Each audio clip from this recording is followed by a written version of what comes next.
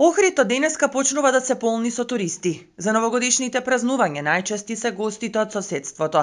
Приватното сместување е целосно исполнето и веќе се бара место повеќе. Приватното сместување можам да кажам дека е во целост исполнето.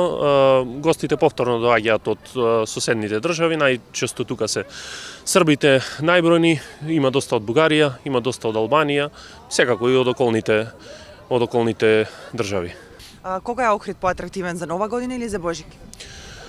Па, мислам дека е поатрактивен за Нова година од причина што нуди повеќе настани, додека нормално божикните празници повеќе се за прослава по дома, така да мислам дека поисполнет ќе биде за Нова година, меѓутоа секако дека ќе има и за Божик. Цените се повисоки од ланските и се движат во зависност од локацијата и луксузноста на апартманот. Генерално во приватното сместување изнесуваат од 30 до 80 евра за ноќевање. Најчесто бираат аранжмани за неколку дена, 2 или повеќе, 2-3 дена најмногу. Цените можам да кажам дека се значително покачени за разлика од лани, од 10 до 30% е тоа покачување. Со оглед на поскапувањето на се, буквално значи цените логично е оваа година да се повисоки.